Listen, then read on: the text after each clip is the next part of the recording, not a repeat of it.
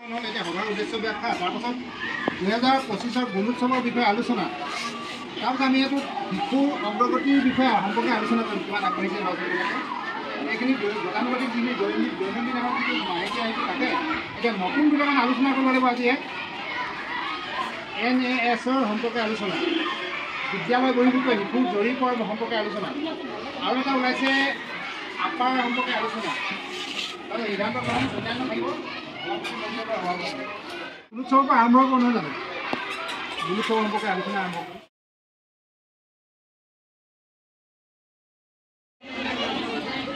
বিদ্যালয় পৰিচালনা সমিতিৰ সদস্য আৰু আজিৰ সভাত উপস্থিত বিদ্যালয়ৰ ছাত্ৰ ছাত্ৰীসকলৰ অভিভাৱকসকল সকলোকে মই নমস্কাৰ জনাইছোঁ।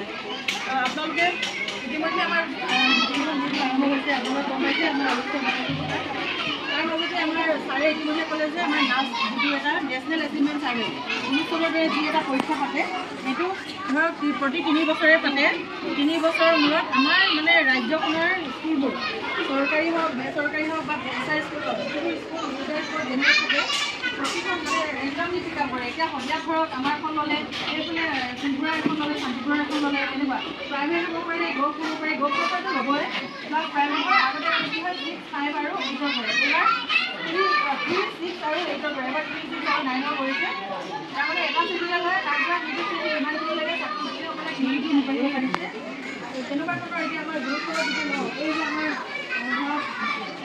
ধৰক পাৰিছে যিটো কম্প্লিমেণ্টৰ যিটো আমি কওঁ সেই কথাখিনি মানে পাৰিছে আমি এইটো মানে তেওঁলোকে ছাৰ্ভে কৰে বিভিন্ন ছাৰ্ভে সমীক্ষা কৰাৰ পাছত তেওঁলোকে এটা ৰিপৰ্ট দিয়ে যে আমাৰ এনেকুৱা ছাত্ৰ ছাত্ৰীসকলে আমাৰ অসমত থকা আমাৰ ৰাজ্যৰ বিদ্যালয়সমূহ এনেকুৱা হৈ আছে শৈক্ষিক অগ্ৰগতি ইমানখিনিলৈকে পাইছে বুলি এটা অনুমান কৰে তাৰ পাছতে তেওঁলোকে আমাৰ এই কাৰিকুলাম আমাৰ কিতাপত যে দিয়ে পাঠত যে সলনি হয় হেৰিবোৰ পাঠবোৰ যে আমাৰ এনেকুৱা ধৰণে পঢ়াব লাগে এইখিনি কৰিব লাগে সেই সলনিবোৰ আনে আৰু ছাত্ৰ ছাত্ৰীসকলৰ উপযোগী কৰিছিলে সেইবিলাক ছাৰ্ভে কৰা কৰে আৰু এটা ছাৰ্ভে আমি গুণোৎসৱো এটা ছাৰ্ভে বুলি ধৰিব পাৰোঁ গুণোৎসৱৰ পৰীক্ষা এতিয়া বিভিন্ন ফলাফল আপোনালোকে জানে আৰু সেই গুণোৎসৱৰ পৰীক্ষাত আমাৰ ছাত্ৰ ছাত্ৰীসকলে পঢ়িব পাৰিছে লিখিব পাৰিছে বা ৰাজনীতি কিমানখিনি তেওঁলোকে কিমানখিনি কৰিব পাৰিছে এটা সামূহিক এটা তেওঁলোকে ধাৰণা কৰে তাৰ ওপৰত আমাৰ পিছৰ পৰ্যায়ত হ'বলগীয়া আমাৰ কাৰিকুলামবোৰ বনায় এইবাৰ ইংৰাজী কিন্তু যিটো সৰ্বাংগৰ শিক্ষা অভ্যাস কৰে সকলো ধৰণৰ শিশুৱে একেখন বিদ্যালয়ত সকলো ধৰণৰ কিছুমানৰ শাৰীৰিক বাধাগ্ৰস্ততা থাকে কিছুমানৰ অলপ ধৰক ফিজিকেল বা অলপ মেণ্টেল প্ৰব্লেম থাকে বা সৰু সুৰা কিছুমান লিখনত অলপ অনুকূলতা থাকে তেনেকুৱা ধৰণৰ দুৰ্বলতা থকা ছাত্ৰ ছাত্ৰীসকলো সকলোৱে মিলি আমি একেখন বিদ্যালয়ত পঢ়িব পাৰে এই CWSL ইডুকেশ্যনৰ ওপৰত যিটো ট্ৰেইনিং আছে সেইটো আমাৰ কম্পি বাইদেৱে কৰিছে আৰু ECC যিটো early childhood care and education আমি সকলোৱে জানো যে ECC এইটো মই নিজে লৈছোঁ প্লাছ আমি এইখিনি মানে ধৰক দিয়া হৈছে বিদ্যালয় আমাৰ বাইদেউ লৈছে ECC ছাত্ৰ ছাত্ৰীসকলক শিকাব লাগে প্লে বেছ বুলি কৈছোঁ আমি প্লে বেছ লাৰ্ণিং আৰু এক্টিভিটি বেছ লাৰ্ণিং আমি যিমানে মানে ক্ৰিয়াকলাপবোৰ কৰিব দিম এক্টিভিটিবোৰ কৰিব দিম সিমানেই আমাৰ ছাত্ৰ ছাত্ৰীসকলে আমাৰ লগত ইনভলভ হ'ব আৰু আমি তেওঁলোকক এই যে খেল এটা খেলাই আছে বাহিৰত খেল খেলাই আছে তেনেকুৱা ধৰণৰ কথা আপোনালোকে নকয় বাৰু কিছুমান বিদ্যালয়ত দেখোঁ যে আজিকালি অসমলৈ বাহিৰত দেখি তেওঁলোকে কৰাই আছে নপঢ়াই কিতাপখন পঢ়াই থাকে বুলি কয় ইয়াত কয় মই জানা এইকেইটা যিটো ইংলিছ কথাটো জানিয়ে থাকি যাতে আপোনালোকে মনৰ মাজত ভুল ধাৰণাটো নাথাকে এতিয়া আমি ধৰক কিবা এটা আমি ভুল কৰি নাচাই আছোঁ গৈ আছোঁ কিন্তু তাৰ জৰিয়তে যিটো পাবলগীয়া বস্তু আমি তেওঁলোকক দিবলৈ যত্ন কৰিছোঁ মানে এই প্ৰচেছটোৱে এতিয়া আমাক যিটো ইনকামে কৰিব দিছে মানে আমি খেলৰ জৰিয়তে ক্ৰিয়াকলাপৰ জৰিয়তে এক্টিভিটিৰ জৰিয়তে আমি শিশুসকলক পাঠদান আপাৰ নাম্বাৰটো আপোনালোকে গম পাইছে এইটো আপোনালোকৰ ছাত্ৰ ছাত্ৰীসকলৰ কাৰণে নিজৰ কাৰণে আপোনালোক লাগিব ফৰ্ম এখন দিয়া হ'ব আৰু আপোনালোকে তাত কনচেপ্ট আপোনালোকে মানে অনুমতিটো দিব লাগিব যে হেৰি কৰিম আৰু আপোনালোকৰ আধাৰটো মেইন আধাৰ থাকিলে আধাৰ দিব নহ'লে মই কৈছোঁ যে ড্ৰাইভিং লাইচেঞ্চ বা আপোনালোকৰ এপিক কাৰ্ড আধাৰ কাৰ্ডখন দিব পাৰে আৰু এই ধৰক অলপ বৰষুণ দিছে আৰু আজি শনিবাৰ বুলি ছাত্ৰ ছাত্ৰী শনিবাৰ সকলো আৰু এই বস্তুটো এতিয়া মানে আমাৰ আকৌ এইকেইদিন গুৰুত্ব যিহেতু পাইছেহি সেই কথাখিনি আৰু বাৰে বাৰে কৈ আছোঁ আজি 113 জন আহিছে মানে এপ্ৰিল আজি কমালে হ'ব বুলি পঠিয়াব আৰু নপঠিয়াকৈ নাথাকিব বিদ্যালয় কেতিয়াবা বেমাৰ হয় এইটো মানে বেমাৰ হ'লেও আকৌ জবৰদস্তি নপঠিয়াব কাৰণ স্কুলত পঢ়ি দিয়ে আৰু বেছি হৈ যায় পটককৈ বমি হয় কিবা হয় এতিয়া বাৰু গৰমটো অলপ কমিছে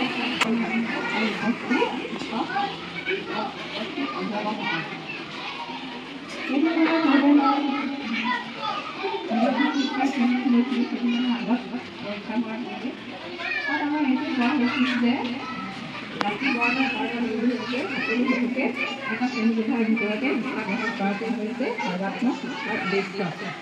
আমাৰ বিদ্যালয়ত যিহেতু এতিয়া তেনেকুৱা অহা নাই, বৌদ্ধিকভাৱে অক্ষম দুজন আহিছে, কিন্তু শাৰীৰিকভাৱে অক্ষম তেনেকুৱা অহা নাই। আহিলে আমি কেনেধৰণৰ ব্যৱস্থা ল'ব লাগিব সেই বিষয়ে কোৱা হৈছিলে। তাত আমাক কোৱা হৈছিলে যে বিদ্যালয়ত উপযুক্ত ব্যৱস্থা থাকিব লাগে, এনেকুৱা ব্যৱস্থা থাকিলে ভাল হয়, যাতে থাকিব পাৰে। এনেকৈ মানে বিদ্যালয় গৃহটো নিৰ্মাণ কৰিবলৈ দিছিলে। আৰু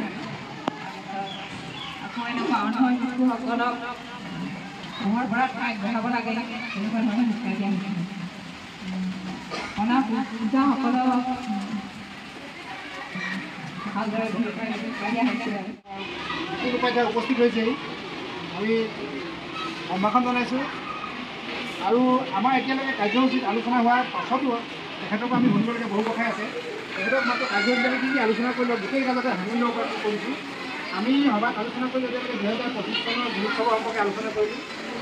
শিশুৰ অগ্ৰগতি সম্পৰ্কে আলোচনাটো বৰ কম কৰোঁ, মানে আমি কেনেদৰে আগবাঢ়িলোঁ, কি পালোঁ আমি এই মাহটোৰ ভিতৰত, যোৱা মাহৰ 28 তাৰিখৰ পৰা আজি 28 তাৰিখৰ ভিতৰত অগ্ৰগতি, সেইখিনি প্ৰত্যেক অভিভাৱকে বেছি গম পাব, শিক্ষক শিক্ষয়িত্ৰীসকলে গম পাব। গতিকে সেই সম্পৰ্কে আলোচনা কৰিলোঁ। তাৰপাছত এনে যিটো আছিল বাকী যিহেতু আমাৰ ছাত্ৰ বিশেষকৈ এতিয়া আৰু এটা আছিলে বিদ্যালয় বহিষ্কৃত ছাত্ৰ ছাত্ৰীৰ জড়িত নীতি, সকলোৰে মাজৰ পৰা এইটো জড়িত ব্যৱস্থা আছিল। এইবাৰ কিন্তু বিদ্যালয়ৰ শিক্ষকসকলক নিদিয়ে বোলে, বেলেগ ব্যক্তি দিব, সেইসকলক আমি যাতে সকলোৱে সহায় কৰোঁ। মানে যিজন ব্যক্তি ধৰক ল'ৰা ছোৱালী আধাতে স্কুল এৰি গুচি গৈছে, তেওঁলোকৰ তাত জড়িত হ'ব। এই জড়িতটো আমি ওচৰ চুবুৰীয়া হিচাপে সহায় কৰিব লাগিব।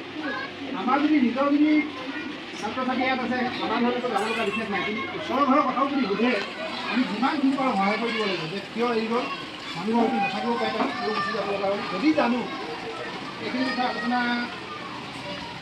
আহি আছে, কিন্তু অলপমান চুই গৈছে কথাখিনি। যিটো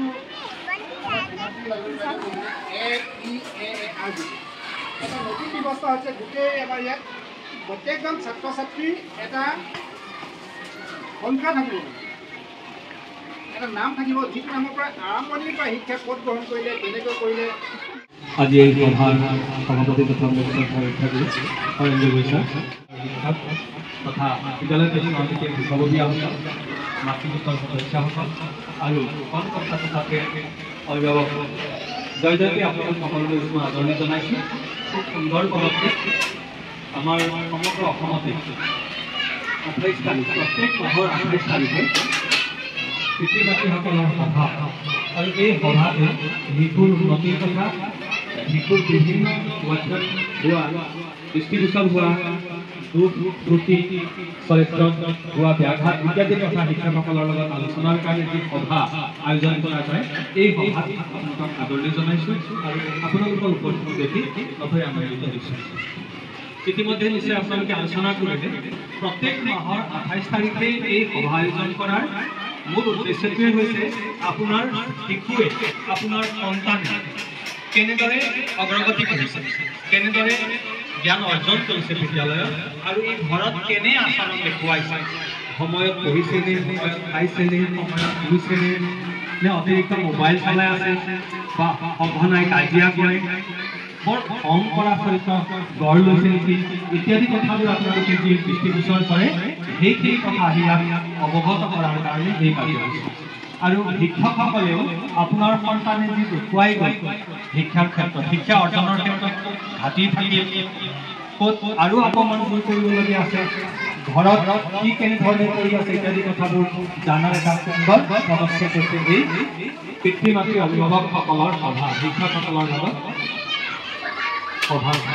গতিকে এই সভাৰ বিশেষ গুৰুত্ব আছে। মই আশা কৰিছোঁ সেই গুৰুত্ব বুজিয়েই আপোনালোকে এই সভালৈ আহিছে। অলপ আগত বিষয়বস্তুখিনিৰ ভিতৰতে উল্লেখিত বিষয়বস্তু হৈছে অহা বিশেষ ভাৰততে নেশ্যনেল এচিভমেণ্ট ছাৰ্ভে সেই অনুষ্ঠানটি তৃতীয় শ্ৰেণী, ষষ্ঠ শ্ৰেণী আৰু নৱম শ্ৰেণীৰ ছাত্ৰ ছাত্ৰীৰ মূল্যায়ন কৰিব, আৰু সেই মূল্যায়নে সমগ্ৰ ভাৰতবৰ্ষৰ শৈক্ষিক ভিত্তিটো নিৰূপণ কৰিব। আমাৰ সদিয়াৰ শিক্ষা ব্যৱস্থা কি কেনেকুৱা, তৃতীয় শ্ৰেণীত পঢ়ি থকা শিশুৱে গণিত কিমান পাৰে, অসমীয়া কিমান পাৰে, পৰিৱেশ কিমান পাৰে, ঠিক এনেদৰে ক্লাছ 6ত পঢ়ি থকা ল'ৰা ছোৱালীয়ে কিমান পাৰে আৰু 9ত পঢ়ি থকা ল'ৰা ছোৱালীয়ে কিমানকৈ পাৰে, সেইখিনিৰ মূল্যায়ন হ'ব। আৰু সেই মূল্যায়নৰ আধাৰতে আমাৰ স্থিতি কেনেকৈ, আমি কোন স্তৰত আছোঁ, আমাৰ শিশুসকল কোন স্তৰত আছে, এখন জিলাৰ লগত অন্য এখন জিলা, এখন ৰাজ্যৰ লগত অন্য এখন ৰাজ্যৰ তুলনা কৰিব। আৰু সেই তুলনাৰ আধাৰতে বিভিন্ন ধৰণৰ কাৰ্যসূচী, বিভিন্ন ধৰণৰ শিক্ষক প্ৰশিক্ষণ, বিভিন্ন ধৰণৰ পাঠ্যক্ৰম নিৰ্মাণ, অভিভাৱকসকলৰ বিশেষ ভূমিকাৰ কথা অনুভৱ কৰা হয় আৰু তেওঁলোকৰ কাৰণে প্ৰয়োজন হ'লে প্ৰশিক্ষণৰো ব্যৱস্থা কৰা হয়। আপোনালোকৰ সহায় সহযোগিতা কামনা কৰিব। গোটেই ল'ৰা ছোৱালীয়ে পৰীক্ষা নিদিয়ে, নিৰ্বাচিত ল'ৰা ছোৱালীয়ে পৰীক্ষা দিব আৰু পৰীক্ষা ল'বলৈ কেইজনমান বাহিৰৰ পৰা মানুহ আহিব, প্ৰশ্নখিনি দিল্লীৰ পৰা আহিব। সেই প্ৰশ্নখিনি তেওঁলোকৰ কিছু সূত্ৰ দিয়া থাকিব, সেই সূত্ৰ অনুসৰি কোনখিনি ল'ৰা ছোৱালীয়ে পৰীক্ষাত বহিব পাৰিব তৃতীয় শ্ৰেণীৰ, কোনখিনি ষষ্ঠ শ্ৰেণী আৰু কোনখিনি নৱম শ্ৰেণীৰ ছাত্ৰ ছাত্ৰীয়ে পৰীক্ষাত বহিব পাৰিব, সেই সূত্ৰ প্ৰয়োগ কৰি পেলাই তেওঁলোকে পৰীক্ষাত বহুৱাব। আৰু সম্পূৰ্ণ পৰীক্ষা লৈ শিক্ষকসকলৰ কাৰণেও ভয় থাকিব, শিক্ষকসকলেও কিছু কথাবোৰ অৱগত কৰিব লাগিব। যোৱা মাহৰ মিটিঙত আলোচনা কৰা হৈছিলে, প্ৰাৰ্থনা গীত আনিছিলে কাৰণে মেৰামতি কৰিবৰ কাৰণে 100 টকাকৈ উঠোৱা হৈছিলে। তাৰ ভিতৰত 66জন ষ্টুডেণ্টৰ টকা উঠা হ'ল। ইমান সোনকালে দিয়ে দেখিছে আপোনালোকে সকলোৱে কেনেকৈ ইমান ভাঙাকৈ আছে ন, সোনকালে দিবলৈ চেষ্টা কৰিব লাগে আৰু তেতিয়া সোনকালে মেৰামতি কৰা হ'ব। আৰু খাবলৈও বহুত অসুবিধা হৈছে। আৰু এইটো এটা ক্লাছৰুম আছিলে, এইটো প্ৰথম শ্ৰেণীৰ ক্লাছ আছিলে, কিন্তু সেইটো অলপ ষ্টেজ কৰি আৰু অলপ পুৰণা বস্তু টিংবোৰ মেৰামতি কৰি আমাৰ এইখন বিদ্যালয়ৰ আছিলে, সন্মুখৰ ঘৰ আছিলে আমাৰ চিনিয়ৰ বাইদেউ আছিলে, আপোনালোকৰ অমীয়া চিনিয়ৰ বাইদেউ অলপ নিৰ্বাহ পাইছিলে চাগে, তেখেতৰ ল'ৰাই এইখিনি মানে কৰি দিলে। আৰু এইটো আমি মানে নিজে আমাৰ বিদ্যালয়ৰ আমি সম্পূৰ্ণ ভাঙি নি পেলাই যিমানখিনি পুৰণা কাম কিবা ওলালে মেৰামতি কৰি ওপৰৰ টিংবোৰ অকল বিদ্যালয় আছিলে ভাল কৰি চফিকুল ছাৰ আমাৰ আছিলে আগৰ তেতিয়া, তেখেতৰ জৰিয়তে আমি সেইটো প্ৰাপ্ত হোৱাৰ কাৰণে আৰু মানে মহিলাৰ মূলত গ্ৰহণ কৰিবৰ কাৰণে এইখিনি ঠিক কৰা হয়। মানে এতিয়া আমি বেলেগ স্কুলত ভাল পাবলৈ বেলেগত আমাৰতো ছাৰ বহুতে নাই হয়নে, কিন্তু এতিয়া আমি যিখিনি আছে সন্মুখ আমাৰ ৰাইজৰ সন্মুখো পাইছোঁ, ইয়াৰ পৰা সেইখিনিহে ব্ৰাঞ্চ আছিলে, ইমান সবল নাছিলে আপোনালোকে দেখিছে। গতিকে এতিয়া সেই মুঠতটো মাৰি গ'লে এইটো বহুত বছৰ পুৰণা। মোৰ লগৰ বা মই বাৰু ইয়াত নাছিলোঁ, কিন্তু বহুতেই ইয়াত পঢ়া গোটেইখিনি ইয়াত পঢ়ি গৈছে।